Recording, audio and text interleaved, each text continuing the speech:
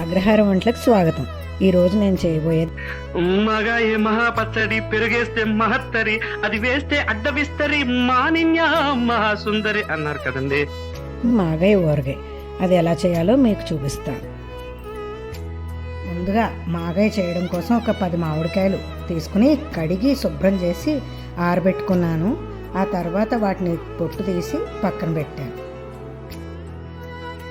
ఇప్పుడు తొక్క తీసి పెట్టిన మామిడికాయలు ఒక్కొక్కటిగా సన్నగాను కాకుండా మరీ లావుగాను కాకుండా పొడుగ్గా తరిగి పెట్టుకోవాలి. తరిగి పెట్టుకున్న మామిడికాయల్లో ఒక చెంచా పసుపు, ఒక కప్పుడు ఉప్పు, అదే రాళ్ళుప్పు, మెత్తగా చేసుకున్న రాళ్ళుప్పును కలపాలండి. మామూలు ఈ సాల్టులు, ఆశీర్వాద అలాంటి సాల్ట్లు కలిపితే కొన్నాళ్ళకి నల్లగా అయిపోతుంది.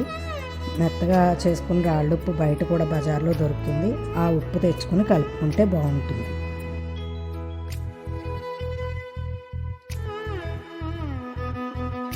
ఉప్పు పసుపు వేసాం కదా, బాగా కలిపి వాటిని ప్లాస్టిక్ డబ్బాలో మూత పెట్టి 2 రోజుల పాటు ఊరనివ్వాలి.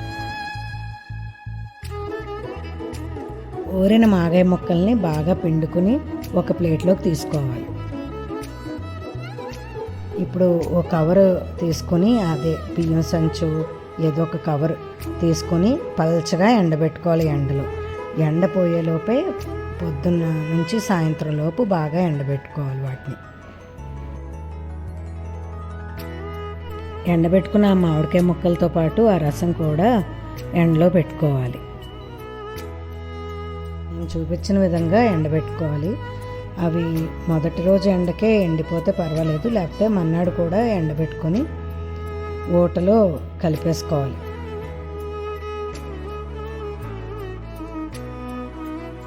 ఈ మాగాయ ముక్కల్ని ప్లాస్టిక్ డబ్బాలో కాకుండా బేసను, పెద్ద ప్లేటు తీసుకుని అందులో ఉంచుకోవాలి. ఇప్పుడు ఎలా కలుపుకోవాలో ఊరగాయ చెప్తాను.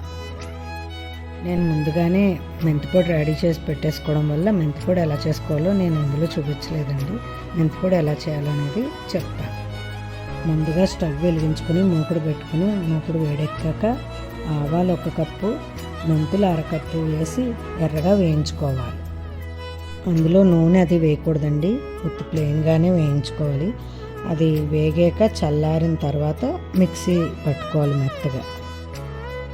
ఇప్పుడు ఈ మాగాయ ముక్కల్లో 1 కప్పు మెంతిపొడి, 1 కప్పున్నర కారం, ఎర్రకారం కలుపుకోవాలి.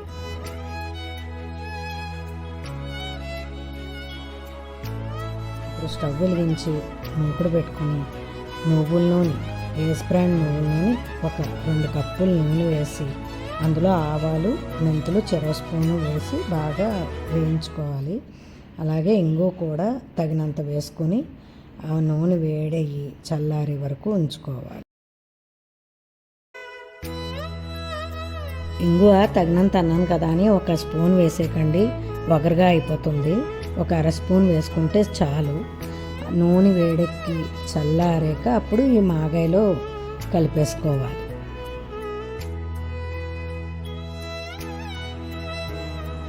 ఉప్పు పసుపు ముందుగానే మాగాయ ముక్కల్లో కలిపేసుకున్నాం కాబట్టి మళ్ళీ ఉప్పు వేయాల్సిన అవసరం లేదు.